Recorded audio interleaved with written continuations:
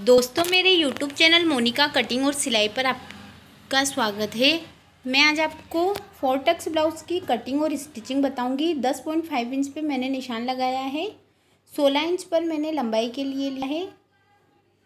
2 inch margin के लिए लिया है। शोल्डर और आर्म होल के लिए मैंने 6 इंच पे लिया है। 6.5 इंच पे इस तरीके से हमको सारे निशान लगा लेना है। निशान लगाने के बाद में हम कपड़े को कट कर लेंगे। आगे के पार्ट को तैयार करेंगे तो उसमें भी हमें पीछे की पार्ट की तरह ही निशान लगाने हैं।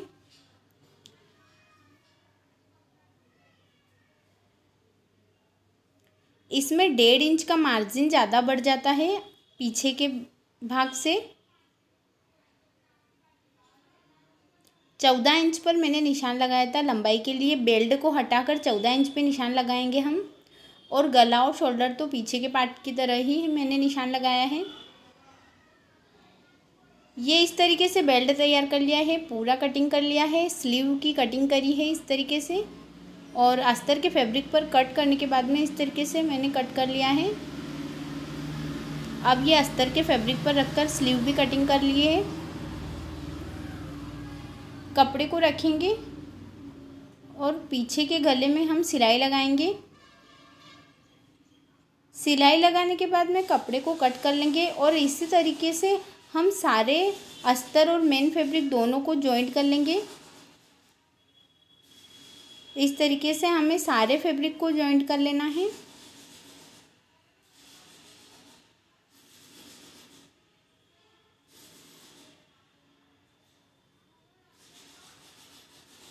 इस तरीके से मैंने सिलाई लगाई। सिलाई लगाने के बाद में हम कपड़े को कट कर लेंगे।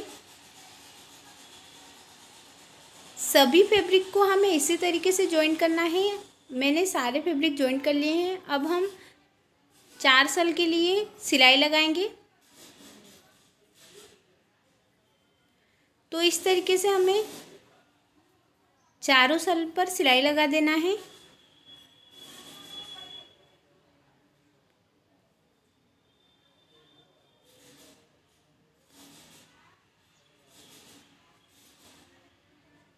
आधे आधे इंच पर हमें सिलाई लगाना है। सिलाई लगाने के बाद में एक और पार्ट पर हमें इसी तरीके से सिलाई लगा लेना है। दोनों पार्ट पर मैंने सिलाई लगा ली है। अब हम बेल्ट जॉइंट करेंगे। कमर बेल्ट को आगे की तरफ से हमें जॉइंट करना है। तो इस तरीके से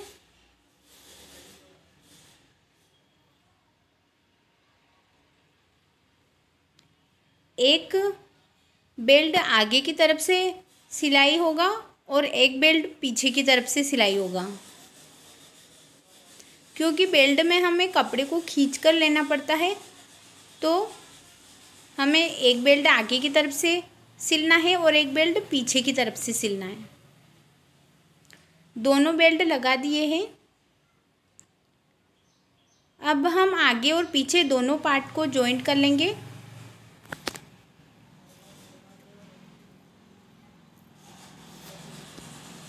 मैंने दोनों पार्ट पर सिलाई लगा दी है। दोनों पार्ट पर इसी तरीके से सिलाई लगाना है। सिलाई लगाने के बाद में अब हम आस्तीन लगाएंगे। तो बाजू को हमें इस तरीके से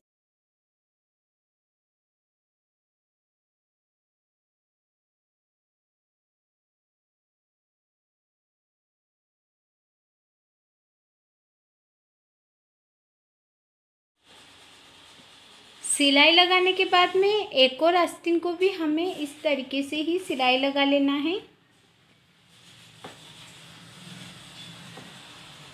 बीच सेंटर में से ही हमको सिलाई लगाना है और ज़्यादा मजबूती के लिए हमें 2 सिलाई लगा लेना है।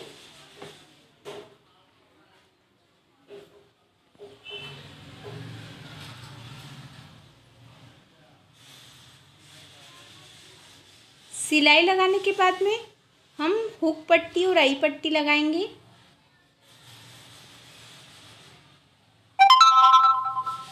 पहले मैं आई पट्टी लगा रही हूँ। तो पहले हमको एक सिलाई लगा देना है ऊपर की तरफ। सिलाई लगाने के बाद में फोल्ड करके एक सिलाई और लगाना है, और एक्स्ट्रा अगर बचती है तो हमें उसको कट कर लेना है।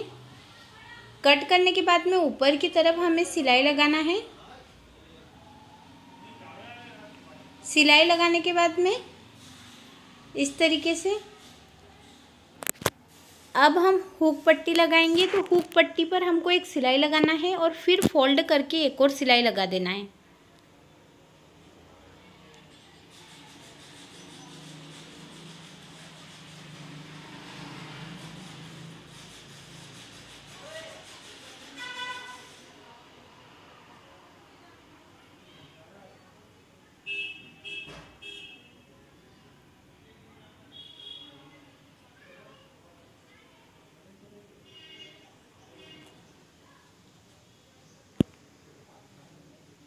अब हम कमर पट्टी लगाएंगे।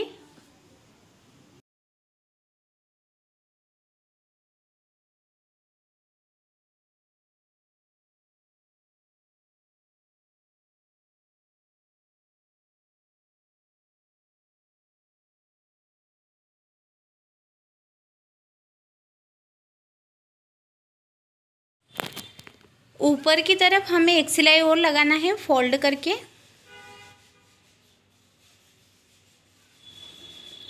सिलाई लगाने के बाद में हमारा ब्लाउज़ तैयार है। हमको फिटिंग लगा देना है। तो 1.5 इंच पर मैंने फिटिंग लगाई है।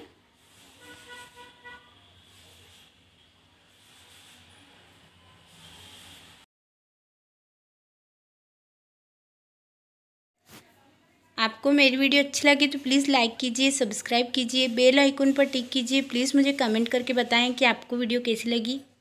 दोनों तरफ हमें इसी तरीके से फिटिंग लगा देना है और ये ब्लाउज़ तैयार है। इस तरीके से आप ब्लाउज़ ज़रूर बनाइए और पीछे का और आगे का पार्ट बराबर रहना चाहिए। इस बात का आप ध्यान रखिए। अगर पीछे का पार्ट बराबर नहीं रहेगा आगे के पार्ट से तो पीछे से ऊपर उठेगा, जो ब्लाउज़ बहुत गंदा लगता है। बनने के बाद में पीछे से ऊपर उठता है।